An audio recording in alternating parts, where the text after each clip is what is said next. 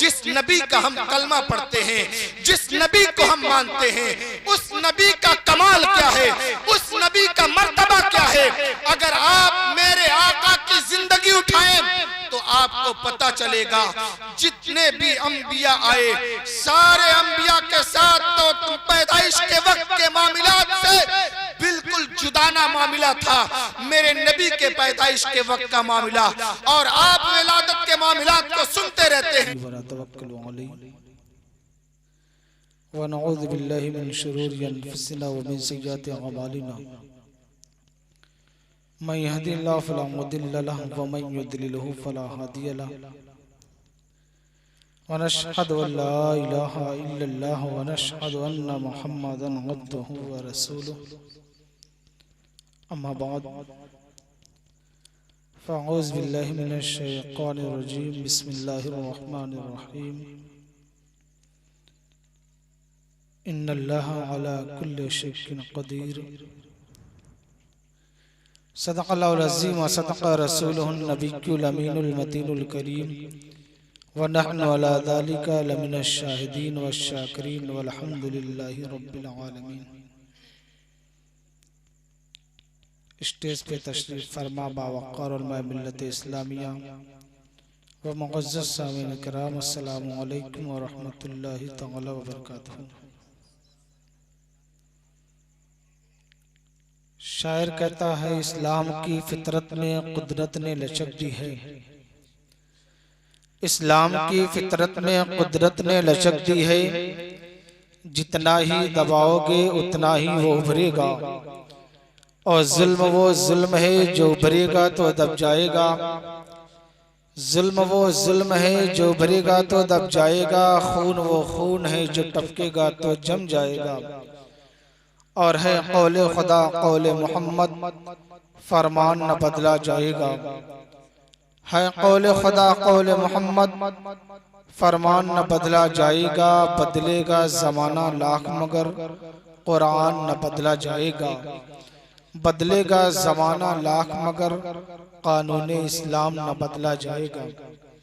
अजीज़ान मोहतरम, आइए एक बार इंतहाई अदब व एहतराम के साथ आकाए नामदार सरवरे कौनैन सय्याहे लामकाम वजह कुल फ़काम दुर्रिल्लाहिल मकनून सिर्रिल्लाहिल मखज़ून आलिम माकाना व मा यकून अबो गिल अंबिया जानो दिल असफिया मतले हर सआदत मक़ते हर सियादत खुलासे कायनात फ़ख्र मौजूदात हुज़ूर अहमद मुजतबा मोहम्मद मुस्तफ़ा अरवाह नाफिदा सल्लल्लाहु अलैहि वसल्लम की बारगाह पे कसपनाह में दुरूद पाक की डालियाँ निछावर करें और पढ़ें बावाज़े बुलंद, अल्लाहुम्मा सल्लि अला सय्यिदिना व मौलाना मुहम्मदिन बारिक व सल्लिम सल्लु अलैहि सलातन व सलामन अलैका या रसूलल्लाह सल्लल्लाहु तआला अलैहि वसल्लम।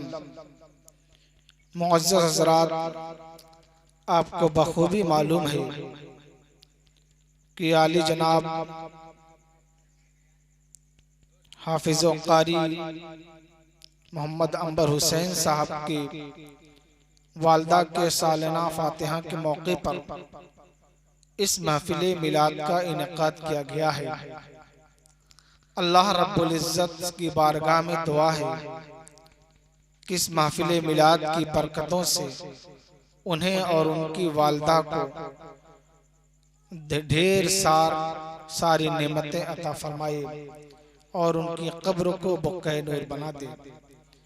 अज़ीज़ान मोहतरम, मैंने कुरान मुक़द्दसा की जिस आयत करीमा की तिलावत करने का शरफ हासिल किया है, रब्बे ज़ुल जलाल खुद अपनी ज़ात के बारे में फरमाया, इन्नल्लाहा अला कुल्लि शैइन क़दीर। बेशक अल्लाह की ज़ात हर शय पर कादिर है जो उसकी शान के लायक है। और हमारा इस पर ईमान भी है कि अल्लाह रब्बुल इज़्ज़त हर शय पर, हर चीज पर कुदरत रखता है अपनी शान के मुताबिक, खा वो मामलाते दुनिया हो या मामलाते उखरवी। बल्कि इस जमीन व आसमान नहीं, बल्कि इस जमीन व आसमान से जो चीजें छुपी है उस पर भी मेरा रब कादिर है। और क्यों ना कादिर हो, उसके ताल्लुक से कुरान पाक ने खुद ऐलान फरमा दिया कि इन्नल्लाह अला कुल्लि शैइन कदीर, कि अल्लाह ताला हर चीज पर कादिर है। तो उसकी कुदरत का इकरार हमें और आपको करना पड़ेगा। आइए 2-3 मिसाल से आपको समझाऊं ताकि इस महफिल के इनेकाद करने का मकसद आपको पता चले और इसके फायदे से आप महसूस हो सकें। देखें, अल्लाह हर चीज पर कुदरत रखता है। मिसाल के तौर पे अगर आप आसमान से नाजिल होते पानी पर गौर करें तो पूरी दुनिया की मशीन अगर लगा दी जाए जिसका ताल्लुक पानी को सप्लाई करने पर हो, तो उन मशीनों में इतनी ताकत नहीं है कि दुनिया की हर शय तक पानी को पहुंचा सके। खा वो जमीन की तह हो या दरख्त का किनारा या पहाड़ की जड़ हो या पहाड़ का किनारा, मकान का जड़ हो या मकान का किनारा, इंसान के जिस्म के अंदर से लेकर के बाहर के हिस्से तक, यानी पूरी दुनिया की मशीनें अगर एक तरफ जमा कर दी जाए और उससे कहा जाए कि इस मशीन के जरिया, यानी पानी को दुनिया में पहुंचाने वाली मशीन के जरिया पूरी दुनिया में पानी पहुंचाओ, तो मशीन के अंदर वो कुदरत नहीं है। मगर आओ देखो, जमीन के नीचे अल्लाह रब्बुल इज्जत ने पानी को रखा है और उसकी कुदरत भी है। वो चाहे तो जमीन के नीचे पानी रखे, चाहे तो जमीन और आसमान के दरमियान में पानी रोक दे, और चाहे तो आसमान के ऊपर उठा ले और फरिश्ता मुकर्रर करके कभी पहाड़ों पर नाजिल कर दे, कभी जंगलों में नाजिल कर दे, कभी शहरों में नाजिल कर दे, कभी दरियाओं में नाजिल कर दे, कभी देहातों में नाजिल कर दे। ये सिर्फ रब की कुदरत है।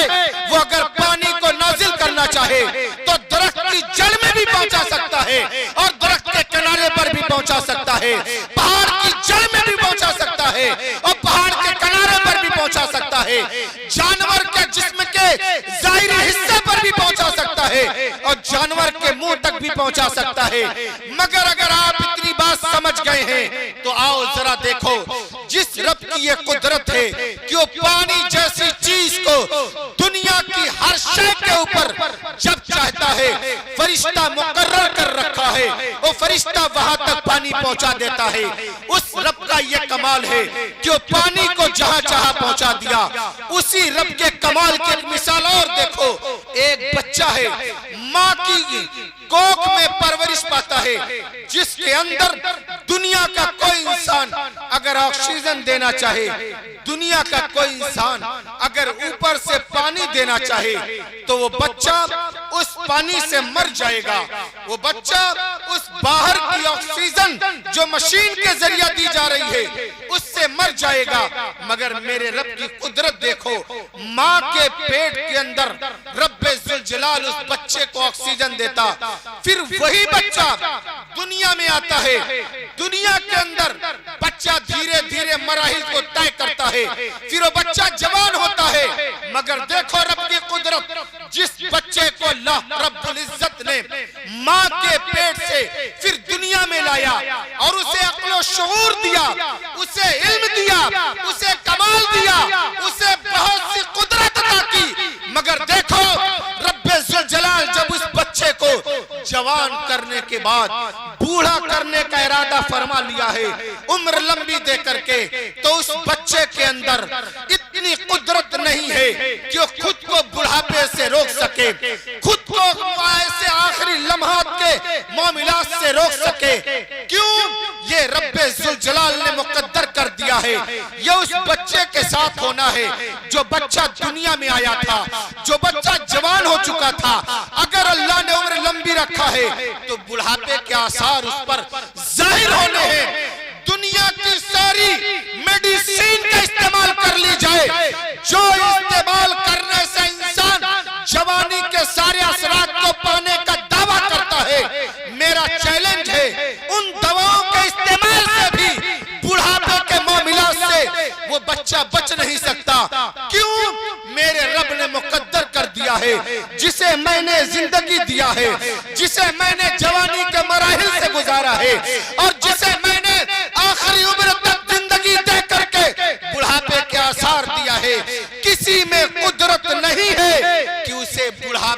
रोक सके। पता चला मेरा रब अपनी कुदरत का इस्तेमाल करे तो दुनिया का कोई इंसान उसकी कुदरत के इस्तेमाल में मुखिल नहीं हो सकता। अगर आप ये दो मिसाल समझ गए तो आओ एक तीसरी मिसाल समझो। अभी मैं अपने उन्वान पे आऊंगा। मशीन तो आवाज बहुत तेज खींच रहा है, मगर आप तवज्जो करिएगा। तीसरी मिसाल देखिए, अल्लाह रब्बुल इज्जत ने कुरान पाक में आयत करीमा नाजिल किया और ऐलान है सूरह रहमान में, कुल्लु मन अलैहा फानी व यबका वजहु रब्बिका जुल जलाली वल इकराम। हर चीज फना हो जाएगी, बाकी रहने वाली जात सिर्फ रब्बे जुल जलाल की है। जब ये आयत नाजिल हुई तो देखें, जब ये आयत नाजिल हुई तो फरिश्तों ने खुशी का इजहार किया और फरिश्तों ने कहा, देखो हमारी मौत तो नहीं आएगी, दुनिया के इंसानों की मौत आएगी।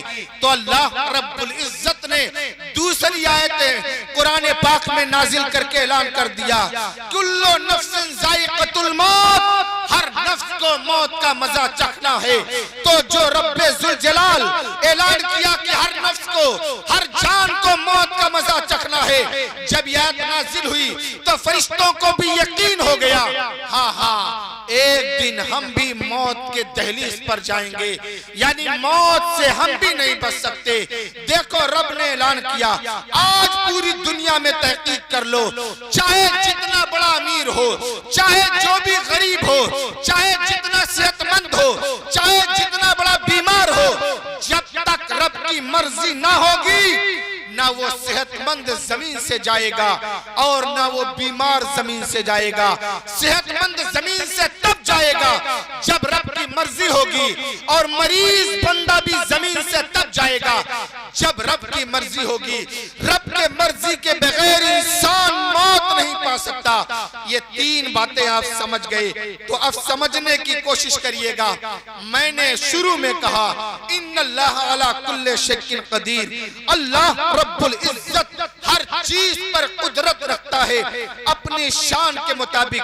आओ देखो, जिस रब का ये कमाल है वो जहां चाहे पानी नाजिल कर दे, जिस रब की ये कुदरत है वो जिसे चाहे उम्र के आखिरी लम्हे तक जिंदा रखे, और जब रब की ये कुदरत है वो जिसे चाहे जब मौत अता करे। तो अब आओ देखो, उस रब्बे जुल जलाल ने हम पर और आप पर कितना बड़ा फजल किया है कि हमें मोमिन बना करके दुनिया में भेजा। हम माँ की कोख से लेकर के इंशाअल्लाह कब्र की गोर तक, यानी कब्र में दफन होने तक ईमान पर रहेंगे, और अल्लाह से दुआ भी करते हैं, मौला हमें ईमान पर कायम व दायम रख, ईमान पर कायम व दायम रख, मौला हमें ईमान पर कायम व दायम रख। आओ जरा देखो, रब्बे जुल जलाल ने हम पर कितना बड़ा फजल किया कि हमें दुनिया की जिंदगी दिया, हमें ईमान जैसी दौलत दिया, हमें दोस्त अहबाब और वालिदैन और लोगों के साथ नेकियां करने पर और हुस्ने सुलूक करने पर नेकियों का जखीरा देने का ऐलान फरमाया है। उसी रब्बे जुल जलाल ने हमें सबसे महबूब और सबसे प्यारा नबी अता फरमाया, जिसको दुनिया सरवरे कौनैन हुजूर सैयदे आलम सल्लल्लाहु अलैहि वसल्लम के नाम से जानती है। ये जात कितनी बाबरकत है, इसको बहुत ज्यादा हम अपने अल्फाज में तो बयान नहीं कर सकते। क्योंकि जिसकी जात की बुलंदी के मामले में रब्बे जुल जलाल ने फरमाया, वरफ़अना लका ज़िक्रक, ए महबूब हमने तेरा जिक्र तेरे लिए बुलंद कर दिया है। जिस महबूब का जिक्र रब्बे जुल जलाल ने बुलंद कर दिया है, बंदे में कहां इतनी ताकत कि उस महबूब का तस्करा कर सके। मगर आओ देखो, जिस नबी का हम कलमा पढ़ते हैं, जिस नबी को हम मानते हैं, उस नबी का कमाल क्या है, उस नबी का मर्तबा क्या है। अगर आप मेरे आका की जिंदगी उठाएं तो आपको पता चलेगा, जितने भी अंबिया आए, सारे अंबिया के साथ तो पैदाइश के वक्त के मामलात से बिल्कुल जुदाना मामला था मेरे नबी के पैदाइश के वक्त का मामला। और आप विलादत के मामलात को सुनते रहते हैं, मगर देखो मेरे आका इस दुनिया में आए तो औरों से बिल्कुल अलग आए। मेरे आका इस दुनिया में आए तो दुनिया से तारीकी खत्म हो गई। मेरे आका इस दुनिया में आए तो खाने काबा मेरे आका के घर की तरफ झुक गया।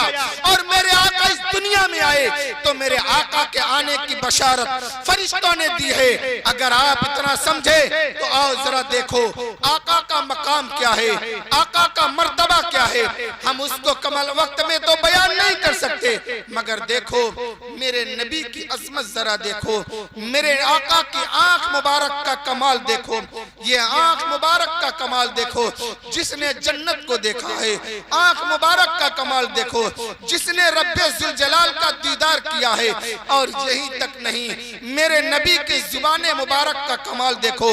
मेरे नबी की जुबान चलती है तो अल्लाह रब्बुल इज्जत अगर किसी चीज को मेरे नबी के जुबान से कहलवाना चाहता है तो देखो हर चीज को कहलवाया। कुरान के सारे मामलात मेरे आका के जुबान से अदा हुए और फरिश्ते के जरिए आया तो सहाबा ने उसको तहरीर किया। मगर देखो मेरे नबी की जुबान गोया वही इलाही को बयान करने वाली जुबान है। और मेरे नबी के दस्ते मुबारक का कमाल देखो, ये हाथ मेरे आका का दस्ते मुबारक क्या है। अल्लाह फरमाता है वमा रमैता इज़ रमैता वलाकिन्नल्लाह रमा। ये महबूब जो कंकड़ी तुमने फेंका है ये तुमने नहीं बल्कि तेरे रब ने फेंका है। और ये दस्ते मुबारक का कमाल था। जरा देखो रेशे मुबारक का कमाल क्या है, मेरे आका के बाले मुबारक का कमाल क्या है। हजरत खालिद इब्ने वलीद अपने टोपी के अंदर मेरे आका का बाले मुबारक रख ले तो हर जंग को फतेह करते हुए नजर आ रहे हैं। हिरकल बादशाह अपने पगड़ी के अंदर रख ले तो हिरकल बादशाह के सर का दर्द खत्म हो जाता है। और यही बाले मुबारक हजरत अमीर मुआविया रज़ियल्लाहु ताला अन्हु ने ऐलान किया, जब मैं दुनिया से जाऊं तो मेरे सीने पे रख दिया जाए ताकि मैं इसकी बरकतों से महसूस हो जाऊं।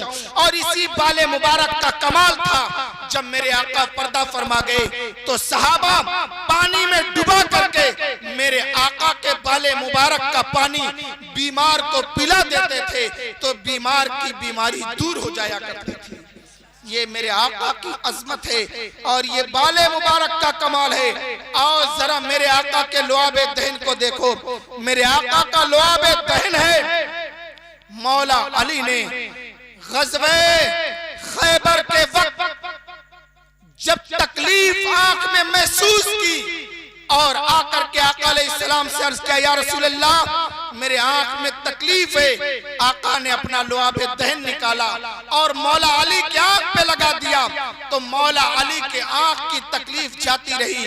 और जब गारे हिरा में हजरत सिद्दीक़ अकबर रज़ियल्लाहु ताला अन्हु के कदमे मुबारक में सांप ने अपना डंस मार दिया, उस वक्त की तकलीफ को जब सिद्दीक़ अकबर बर्दाश्त न कर सके और मेरे आका से इजहार किया तो मेरे आका ने अपना लुआबे दहन लगाया तो सांप के काटने की तकलीफ के असर भी मेरे आका के लुआबे दहन से ज़ायल होते चले गए।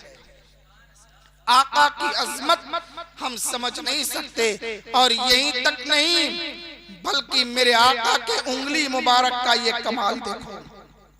आका की उंगली मुबारक है कि आपने उंगली में एक कटोरे में पानी लिया और उसमें आपने उंगली रख दिया तो उंगली से चश्मा जारी हो गया और उस पानी से सहाबा ने खुद को सैराब किया और जरूरत के मुताबिक अपने पास रखा। और यही तक नहीं बल्कि मेरे आका की अजमत तो क्या अजमत है मेरे अजीज। अपना कदमे मुबारक अगर पत्थर पर रख दें तो पत्थर मुलायम हो जाए यानी नरम हो जाए और अगर फर्श पे रख दें तो फर्श अपनी हालत पे रहे। गोया बताया जा रहा है कि नबी की ये अजमत है, नबी का ये मकाम है कि अगर कदमे मुबारक पत्थर पर रखे तो कदमे मुबारक की बरकत से पत्थर मोम हो जाता है और फर्श पर रखते हैं तो फर्श अपनी हालत पे रहता। गोया दुनिया को बताया जा रहा है फर्श को अपने हालत पे रहने की वजह यह है कि फर्श से तकलीफ नहीं हो सकती इसलिए है कि पत्थर नोकीले होते हैं, उस पत्थर से मेरे आका को तकलीफ होती। इससे पहले कि अल्लाह ने मेरे आका के कदमे मुबारक की बरकत से तकलीफ देने वाले पत्थर को मोम बना दिया है।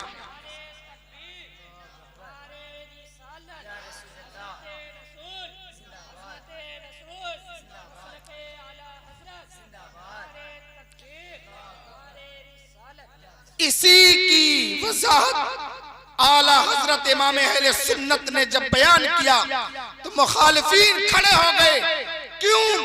इश्क रसूल पर इस सदी में जो काम इमाम अहले सुन्नत ने किया, दुनिया का कोई आलिम उस तरह का काम न कर सका।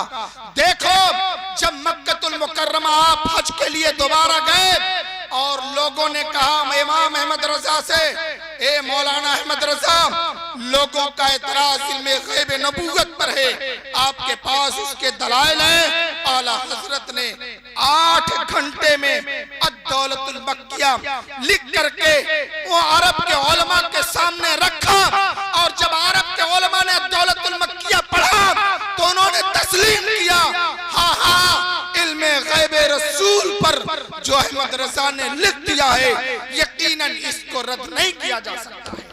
और माना लोगों ने उस आला हजरत इमाम अहले सुन्नत का इश्क हम आप समझ नहीं सकते।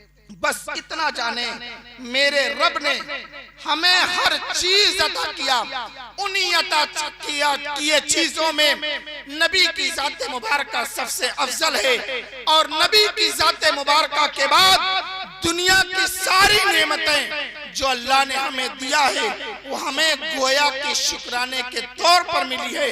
तो हमें नेमतों के इस्तेमाल के बाद, बल्कि नेमतों के इस्तेमाल से पहले रब्बे जुल जलाल का इस बात पे शुक्र अदा करना चाहिए कि मौला तेरा शुक्र है कि तू हमें नेमत तो दिया, मगर नेमत से पहले हमें आकाए नेमत अता किया है। नेमत से पहले आकाए नेमत अता किया, जिसके सदके तूने दुनिया और आखिरत बनाया। मौला, हम उस नबी के उम्मती हैं, हम इस पर तेरा शुक्र अदा करते हैं। और आओ देखो, ये प्रोग्राम एहसाले सवाब के ताल्लुक से है, तो कुछ उस पर भी गुफ्तगू हो जाए ताकि आपकी समझ में आए कि अल्लाह रब्बुल इज्जत ने अपनी कुदरत का इस्तेमाल जो किया कि वो पानी पे किया और हर चीज पे किया, और मौत जैसी नेमत भी दिया। क्यों? आज जब मौत हो जाए, मौत को इंसान बहुत खतरनाक समझता है, और समझना भी चाहिए, क्योंकि एक दूसरे से जुदा होने का मामला है।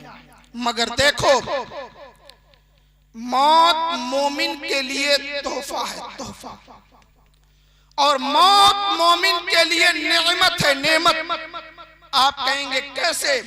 सुनो, जिस मोमिन को कहा गया कि मरने के बाद सरवरे कौनैन का दीदार करोगे, वो मरने के बाद ही आका का दीदार करेगा। जिस मोमिन को बताया गया कि जन्नत और जहन्नम है, वो मोमिन मरने के बाद ही जन्नत और जहन्नम देखेगा। जिस मोमिन को बताया गया कि तुमने जो नेकियां की है उससे तुम्हें फायदा मिलेगा, वो मरने के बाद ही तो फायदा पाएगा। इसलिए मौत मोमिन के लिए नेमत है, नेमत। बिलखुसूस बुढ़ापे में जब मौत आए वो और बड़ी नेमत है, क्योंकि बुढ़ापे में अगर मौत ना आए, अल्लाह अपने पास अपने मोमिनीन को न बुलाए तो फिर उस मोमिन की दुनिया उसके लिए अजीरन हो जाती है। इसलिए मौत मोमिन के लिए तोहफा। मगर अगर जवान चला जाए, बच्चे चले जाए, या 40-50 के दरमियान का बंदा चला जाए, तो हर मौत नेमत है, हर मौत नेमत है। देखो कैसे हजरत अब्दुल्ला इब्ने उमर रज़ियल्लाहु ताला अन्हु फरमाते हैं, एक मर्द मोमिन के लिए मौत तोहफा है, तोहफा। क्या है? तोहफा, गिफ्ट। हम आप जब कहीं जाते ना तो लोग गिफ्ट देते, तोहफा देते। ऐसे अल्लाह रब्बुल इज्जत हमें मौत दे करके तोहफा देगा। क्या? जन्नत जैसा तोहफा। जन्नत में जो आराम है, ये सारे तोहफे हमें मौत के बाद मिलेंगे। इसीलिए तो हजरत अब्दुल्लाह इब्न उमर ने फरमाया कि मौत मर्दे मोमिन के लिए तोहफा है। बल्कि हजरत अब्दुल्लाह इब्न मसऊद रज़ियल्लाहु ताला अन्हु फरमाते हैं, मौत हर मर्द औरत सबके लिए तोहफा है और इनाम है। क्या है? तोहफा है और इनाम है। तोहफा क्या? कि उसे मौत दे करके अल्लाह रब्बुल इज्जत ने उसे दुनिया से उठाया, और इनाम ये है कि मरने के बाद उसे जन्नत में दाखिल कर दिया जाएगा। बल्कि हजरत इब्ने अब्दुल्लाह ने हजरत मकहूल रज़ियल्लाहु ताला अन्हु से पूछा, क्या आप जन्नत में जाना चाहते हैं? क्या सवाल किया? क्या आप जन्नत में जाना चाहते हैं? तो हजरत मकहूल रज़ियल्लाहु ताला अन्हु ने कहा, भला जन्नत में कौन नहीं जाना चाहता, हर बंदा तो जन्नत में जाना चाहता। तो आपने फरमाया, हजरत इब्ने अब्दुल्लाह ने फरमाया, तो फिर आप मौत की आरज़ू करिए, बगैर मौत का पुल पार किए आप जन्नत में नहीं जा सकते। यानी मौत मोमिन के लिए नेमत भी है, रहमत भी है, तोहफा भी है, इनाम भी है। इसलिए कि दुनिया से की जंजाल से इंसान को फुर्सत मिली, अब रब की रहमत में वो बंदा आराम कर रहा है। और देखें, जब कोई दुनिया से चला जाए तो उसके लिए एहसाले सवाब करना चाहिए, जैसे हाफिज अंबर साहब ने अपनी वालदा के लिए किया। इस पर भी एक हदीस सुन ले, तिबरानी में मौजूद है कि हजरत अब्दुल्लाह इब्ने उमर रज़ियल्लाहु ताला अन्हु इरशाद फरमाते हैं, आका करीम सल्लल्लाहु ताला अलैहि वसल्लम ने इरशाद फरमाया कि जब तुम में से कोई शख्स सदक़े नाफिला देना चाहे, सुने हदीस में है, फरमाया गया जब तुम में से कोई शख्स सदक़े नाफिला देना चाहे तो अपने वालिदैन की तरफ से दे, देने वाले को भी उतना ही सवाब मिलेगा जितना उनके वालिदैन को मिलेगा। बल्कि हदीस में है कि अल्लाह रब्बुल इज्जत उसकी नीयतों की वजह से और वालिदैन का ख्याल करने की वजह से उस देने वाले बंदे को और बढ़ा करके सवाब अता फरमा देगा। माँ बाप के नाम पर सदक़े नाफिला देने पर देने वाले को सवाब और माँ बाप को तो मिलेगा, देने वाले को अल्लाह ताला बढ़ा करके अता कर देगा। तो माँ बाप के नाम पे खर्च करें, माँ बाप के नाम पे गरीब को लिबास पहनाएं, माँ बाप के नाम पे गरीबों को खाना, भूखों को खाना खिलाएं, माँ बाप के नाम पे मजदूर और बेकस बेसहारों की मदद करें। वल्लाह माँ बाप की रूह खुश होती है।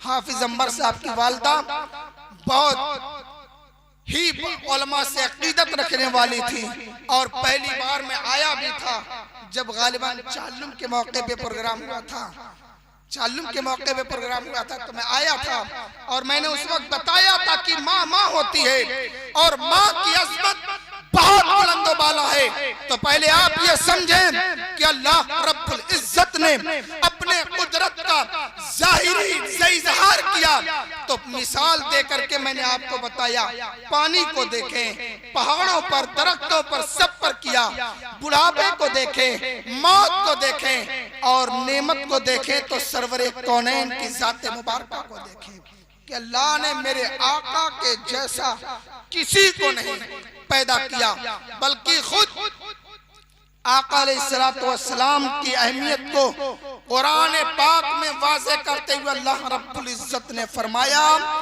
वमा अरसलनाका इल्ला रहमतल लिल आलमीन, ए महबूब हमने आपको नहीं भेजा मगर सारे आलम के लिए रहमत बना करके। उस महबूब के मकाम को समझें कि अल्लाह ने आका को सारे आलम के लिए रहमत बना के भेजा।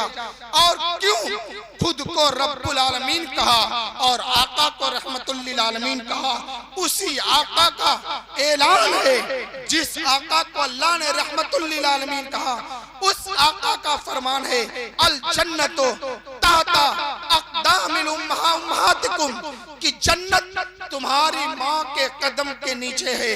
लोगों, मेरे नबी की अजमत कुरान ने बयान किया, मेरे नबी की फजीलत कुरान ने बयान किया, मेरे नबी का मर्तबा कुरान ने बयान किया और दुनिया के लोगों की अहमियत मेरे आका ने बयान किया। मसलन माँ की अजमत मेरे आका ने बयान किया।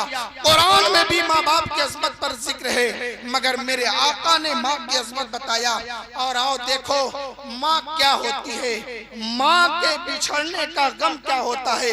मुख्तसर वक्त में एक वाकया समाप्त कर लें कि एक बार हजरत मूसा अलैहिस्सलातु वस्सलाम कोहे तूर पर गए और अल्लाह से हम कलाम हुए और आते जाते रहे, अल्लाह से बात करते रहे। मगर एक वक्त वो आया जब हजरत मूसा अलैहिस्सलाम की वालिदा दुनिया से तशरीफ ले गई। हजरत मूसा अलैहिस्सलाम उसके बाद कोहे तूर पे गए और अल्लाह से कलाम किया। अल्लाह ने फरमाया मूसा आज जरा संभल कर, मूसा आज जरा संभल कर। हजरत मूसा ने अर्ज किया मौला मैं तो तेरी बारगाह में बार बार आया, आज संभलने का हुक्म क्यों दिया जा रहा? तो हजरत मूसा ने अर्ज किया मौला जब मैं बार बार तेरी बारगाह में आया तो मुझे संभलने का हुक्म क्यों दिया जा रहा? तो अल्लाह रब्बुल इज्जत ने फरमाया मूसा जब तू मेरी बारगाह में आता था और मेरी बारगाह में तुम मुझसे बात करता था, उस वक्त तुम्हारी माँ मुसल्ला बिछा करके मुझसे तेरे ताल्लुक से रहमत की दुआ करती थी। मौला तेरी माँ दुआ करती थी और वो दुआ ये थी कि मौला मेरे बेटे पर रहम करना, मौला मेरे बेटे पर रहम करना, मौला मेरे बेटे पर रहम करना। ए मूसा आज तेरी माँ तेरे पीछे दुआ करने वाली नहीं है, अब तेरी माँ तेरे पीछे दुआ करने वाली नहीं, इसलिए तुझे तंबीह किया जा रहा कि संभल के लोगों जब पैगंबर को कहा जा रहा संभल करके बात करो तो हमारी और आपकी क्या हैसियत। हम माँ बाप से तेज अल्फाज में दुआ कर बात करते, तेज अल्फाज में उनको डांटते, ऐसा न करें। माँ बाप की कदर करें, माँ बाप की अजमत को समझें, बल्कि आओ माँ बाप के साए की अहमियत का अंदाजा इससे लगाओ कि माँ जिंदा होती है तो हर लम्हा अपनी औलाद के लिए दुआ करती है मौला मेरे बेटे की हिफाजत करना, तो बेटा महफूज रहता है। और जब माँ दुनिया से चली जाती है तो फिर बेटे के लिए दुआ करने वाली माँ की जुबान नहीं रहती, तो बेटा हादसे के जद में मुमकिन है कि चला जाए। मेरे अजीज जिनकी माएँ जिंदा हैं वो माँ से दुआ ले, मगर माँ दुआ करती है। बाप क्या है, बाप का साया उड़ जाए तो कितना नुकसान होता है। इसको आपने शायद कभी न सुना हो या कभी गौर न किया हो। और देखो जिनके वालिद नहीं उनका कितना नुकसान होता है और जिनकी वालिदा नहीं उनका कितना नुकसान होता है। देखो बाप का साया अगर उठ जाए, हमारे और आपके वालिदैन को अल्लाह उम्र खिज़्र अता फरमाए और लंबी उम्र अता फरमाए। हमारे सरों पर हमारे वालिदैन का साया अल्लाह रब्बुल इज्जत दराज फरमाए। देखो बाप के साये की अहमियत देखो। जब बाप दुनिया से चला जाता है तो आपको लगता है बेटा यतीम हो गया, नहीं, सिर्फ बेटा यतीम नहीं हुआ बल्कि घर का पूरा निजाम यतीम हो गया। घर का पूरा निजाम यतीम हो गया। घर के अंदर राय से चलने चलने वाले सारे मामलात अब राय के मुहताज हो गए। बाप की राय से घर का निजाम चलता था तो घर बेहतर चलता था। बाप के जाने से अब घर में कोई राय देने वाला नहीं। बाप के जाने से माँ का सहारा अब उस तरह कोई बनने वाला नहीं। बाप के जाने से बच्चे को उस तरह तालीम देने वाला कोई नहीं। बाप के जाने से घर का चूल्हा बेहतर तरीके से जलवाने वाला कोई नहीं। बाप के जाने से घर के छोटे और बड़े मामलात को अब आसानी के साथ हल करने वाला कोई नहीं। ये बाप के जाने से नुकसान होता है। और अगर माँ चली जाए तो माँ के जाने से अब दुआ करने वाला कोई नहीं, प्यार देने वाला कोई नहीं, बच्चों को बाबू कह करके गले लगाने वाली अब कोई नहीं। बहन और भाई में मोहब्बत बाकी रखने का अल्फाज इस्तेमाल करके समझाने वाली अब घर में कोई नहीं है। क्यों?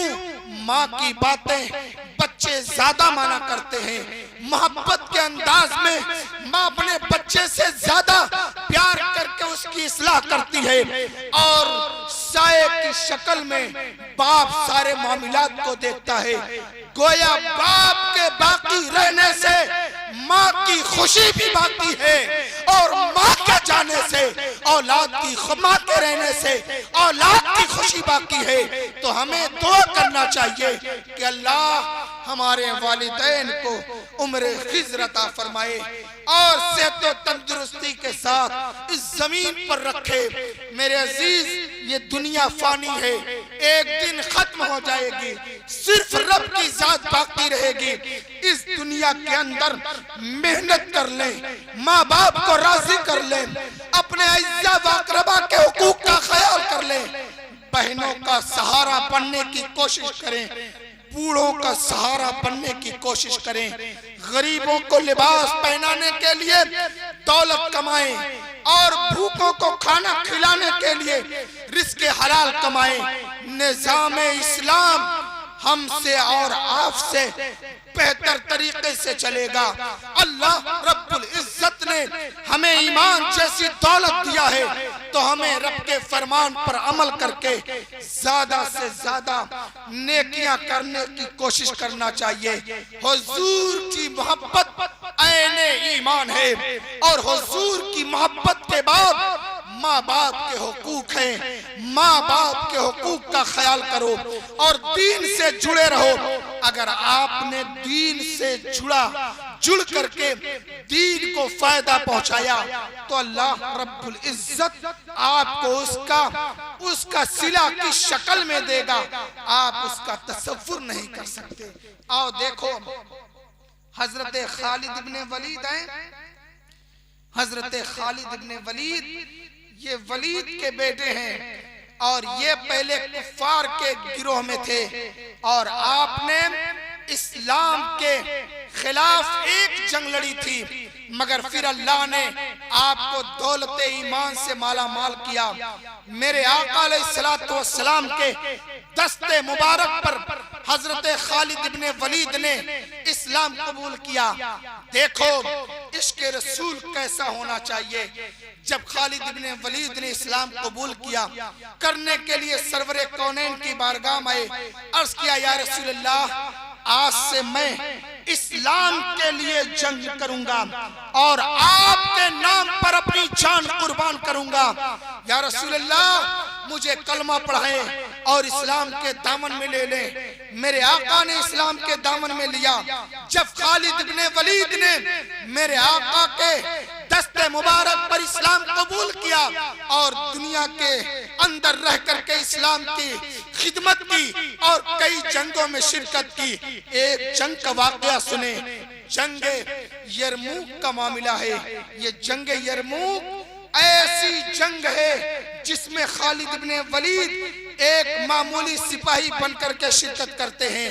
और इस जंग यरमूक में हजरत खालिद इब्ने वलीद ने जिस गिरोह में शिरकत की थी, इस गिरोह में 40,000 के करीब सहाबा थे, मगर मुखालिफिन में कुफ्फार की तादाद 5 से 10 लाख के करीब थी। 5 से 10 लाख के करीब कुफ्फार यानी रूमियों की तादाद थी।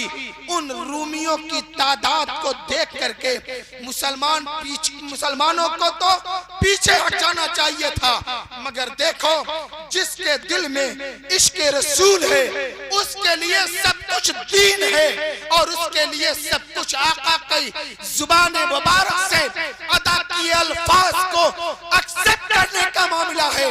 देखो खालिद इब्ने वलीद जंग लड़ रहे, 5 से 10 लाख रूमियों की तादाद और सहाबा सिर्फ 40,000, सिर्फ 40,000 और उसमें लड़ने वाले सहाबा रूमियों के गिरोह के अंदर में आ गए और खालिद इब्ने वलीद भी उसी दरमियान में थे।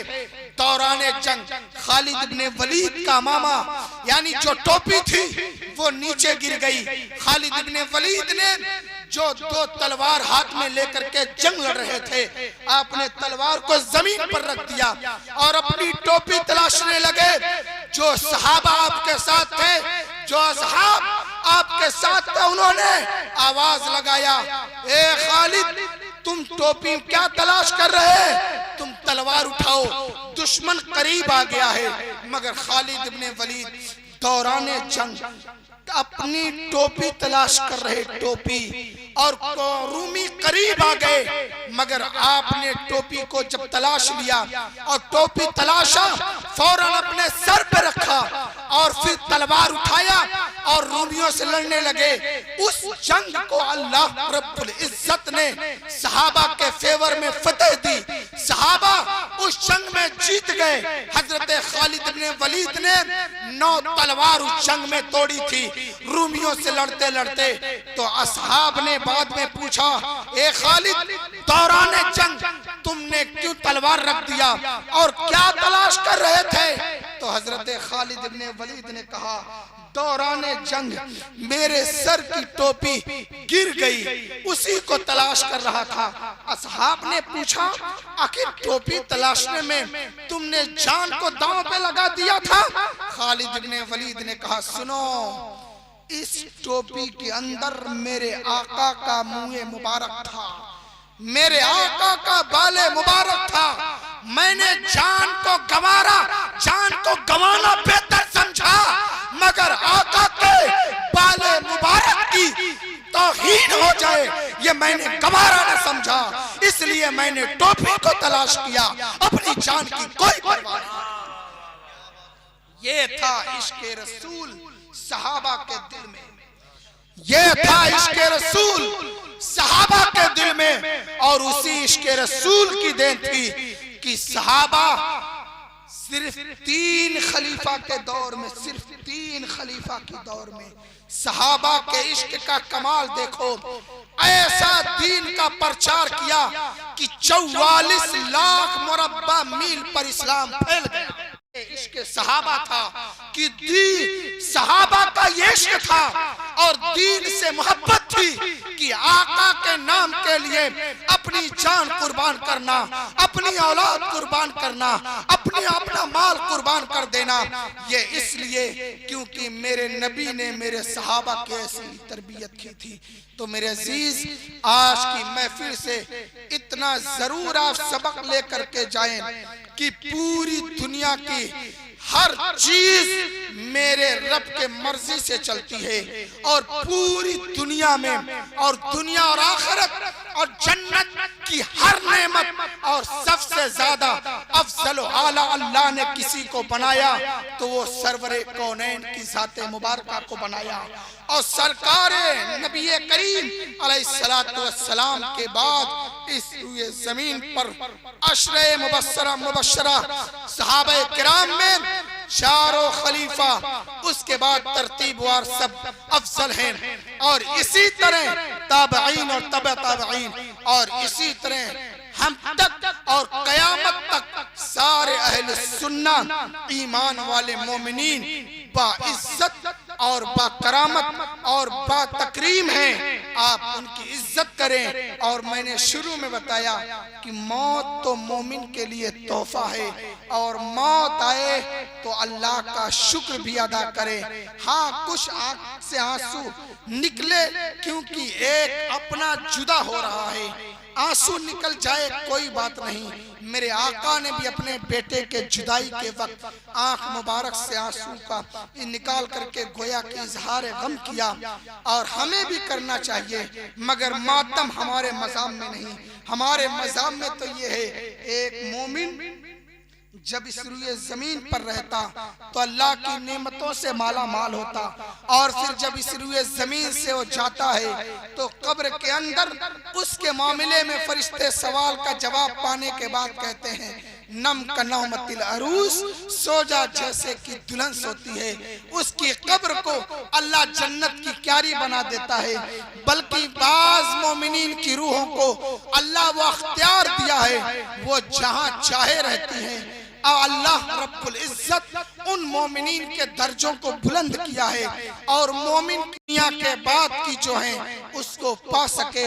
मसलन हौज़े कौसर का पानी पीना, जन्नत के फ्रूट खाना, जन्नत के आराम को पाना, और अल्लाह की बेशुमार नेमतें, और दुनिया में सबसे बड़ी नेमत कि कब्र मुबारक में सरवरे कौनैन की ज़ियारत मुबारका से मुशर्रफ हो जाना।